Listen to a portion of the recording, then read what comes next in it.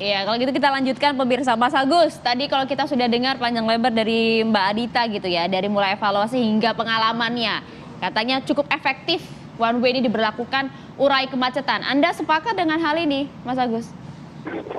Iya begini, rekayasa lalu lintas itu diperlukan karena kalau tidak itu mobil akan parkir di sepanjang jalan.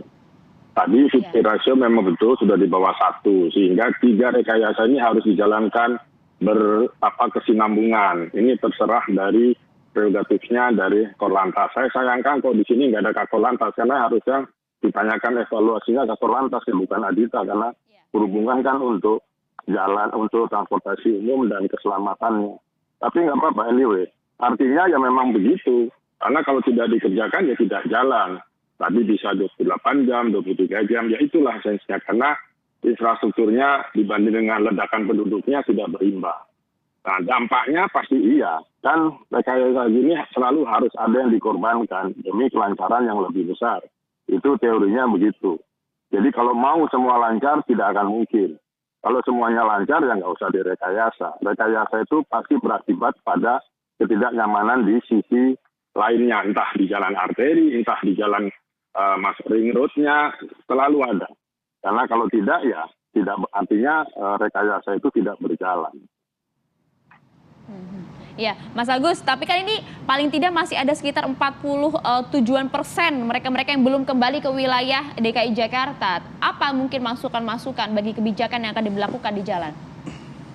Yang dijalankan sekarang itu dilanjutkan, karena itulah esensinya untuk melancarkan lalu lintas.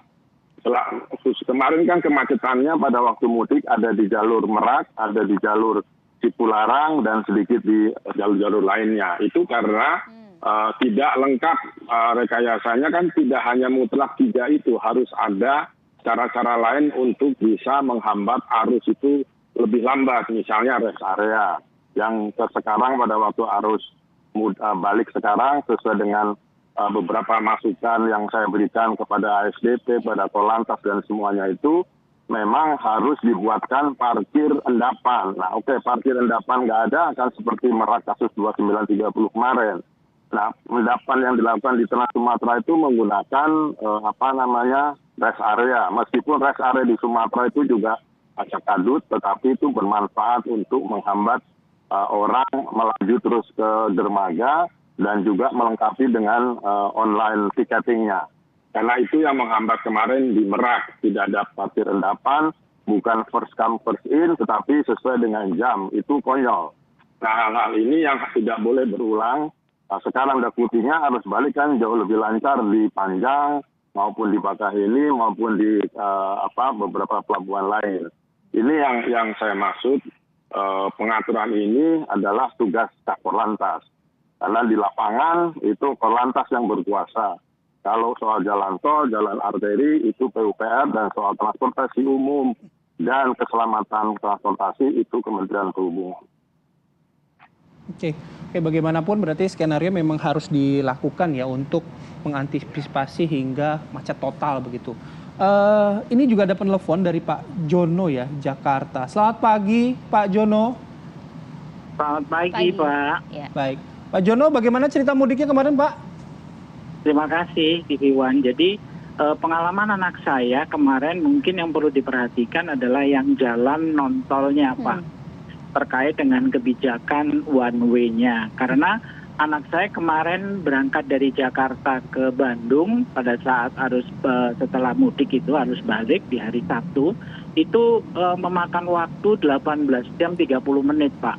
Berangkat jam 8 pagi, tiba di sana baru jam 2.30 pagi dini hari esoknya gitu ya. Artinya ini karena mungkin jalan tolnya itu tidak bisa dilalui karena one way-nya, sehingga mungkin yang perlu diperhatikan adalah justru mereka pengguna yang non tolnya.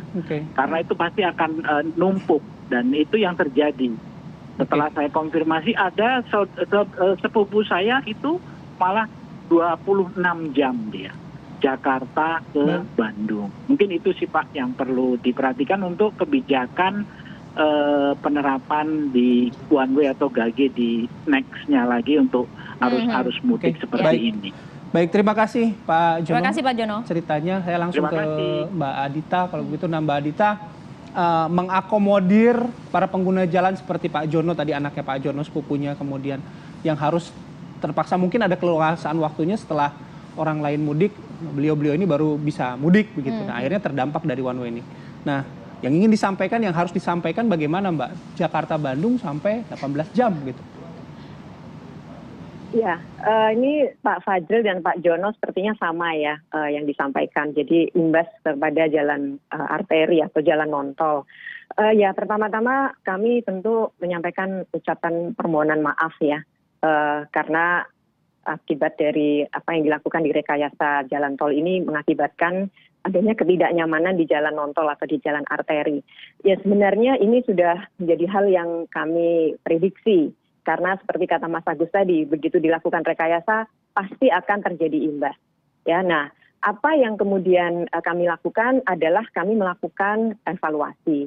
Hal-hal yang sudah dialami oleh masyarakat tentu menjadi bahan evaluasi kami untuk perbaikan ke depan. Ya, dan sebenarnya apa juga yang disampaikan oleh Mas Agus itu tepat sekali, bahwa kepolisian dalam situasi ini perannya luar biasa besar. Ya. Apa yang kemudian sudah dilakukan termasuk rekayasa di non-tol, di jalan tol maupun pengendalian dan penanganannya di jalan non-tol, ini kepolisian sangat luar biasa. Sudah melakukan tugasnya dengan sangat luar biasa.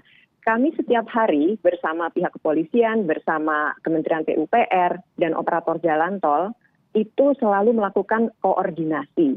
Dan setiap ada kondisi-kondisi yang memang harus membutuhkan penyesuaian-penyesuaian rekayasa, itu selalu dilakukan secara kolaboratif.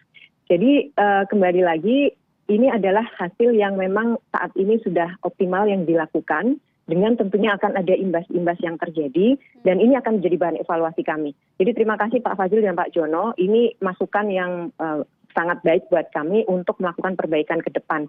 Sekali lagi, ini mudik yang tidak biasa tahun ini. Sudah 2 tahun orang tidak mudik, tentu animonya meningkat luar biasa dan volume kendaraan yang akan melalui jalan tol itu juga sangat besar. Sehingga perlu dilakukan rekayasa, tetapi memang kami selalu akan lakukan evaluasi kajian dan tahun depan mudah-mudahan mudiknya jadi lebih nyaman, baik itu untuk yang di tol maupun yang non-tol. Begitu mungkin yang bisa kami sampaikan. Oke, Mas Agus. Jadi paling tidak apa yang kemudian harus diperhatikan begitu ya oleh mereka-mereka ini para pemudik agar itu tadi sama-sama win-win solution lah ya, ini pemerintah harus membuat kebijakan skemanya demikian, terus apa juga yang harus bisa dibantu oleh masyarakat? Ya, memang sekali lagi komunikasi. Kemarin ini kan saya sudah coba semua, saya juga jalan darat, jalan nyebrang dan juga naik kereta api. Itu komunikasinya, artinya online itu ternyata kita bandwidth-nya belum cukup. Itu Adita mantan petinggi telekomunikasi itu ya. Sehingga apa? Banyak yang juga terganggu. Padahal dengan sistem online yang tersedia, apakah di BPJT, apakah di BUJT-nya, ataukah di Korlantas, PUPR, itu bisa diakses cuman putus-putus sehingga tidak tercover semua dan bahkan kameranya juga tidak banyak. Harusnya masyarakat berpatokan pada itu untuk dia kapan harus berangkat, memperhitungkan. Kita sudah tidak boleh lagi main asal berangkat dari rumah, suka-suka, tidak bisa. Karena kapasitas jalan sudah sangat terbatas, kapasitas penyeberangan juga sangat terbatas, memang harus diperbaiki semua regulasinya, diperbaiki implementasinya dan siapa bertanggung jawab apa. Tapi sekali lagi masyarakat sudah harus bisa menghitung. Dia mau lewat arteri, berapa dicek arteri ditutup kapan atau one way kapan, itu semua dilakukan. Meskipun tidak akan 100% akurat, tetapi tidak menjadi lebih lama di jalan yang melelahkan dan berakibat bisa fatal dengan keselamatannya. Jadi ini yang memang optimal sudah dilakukan dan tidak bisa lagi lebih baik dari ini.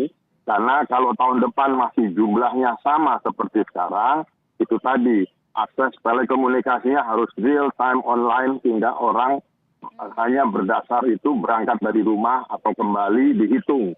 Dia mau berhenti di mana, karena hotel-hotel saya cek di sepanjang jalan Semarang, Jakarta itu penuh.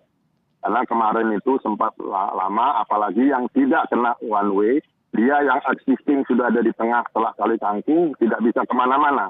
Nah itu yang berat. Nah ini harus dipikirkan apakah dibuka pemisah jalan yang merah, yang orange itu, lalu masuk ke sana tentu harus diawasi karena berbahaya kecepatan tinggi, atau dikeluarkan dari next exit tol lalu masuk lagi ke jalur one way. Ini yang perlu salah satu yang perlu dievaluasi, karena kemarin saya sempat melihat itu cukup lama saya ada di situ, sehingga ini satu hal yang masih bisa diperbaiki untuk tahun depan. Itu saja dari saya. Oke, baik. Ya. Terima kasih Mas Agus, Mbak Adita juga terima kasih sudah meluangkan waktu memberikan informasinya pagi hari ini. Selamat beraktivitas kembali, salam sehat selalu. Assalamualaikum warahmatullahi wabarakatuh. Assalamualaikum, selamat pagi. Waalaikumsalam warahmatullahi wabarakatuh.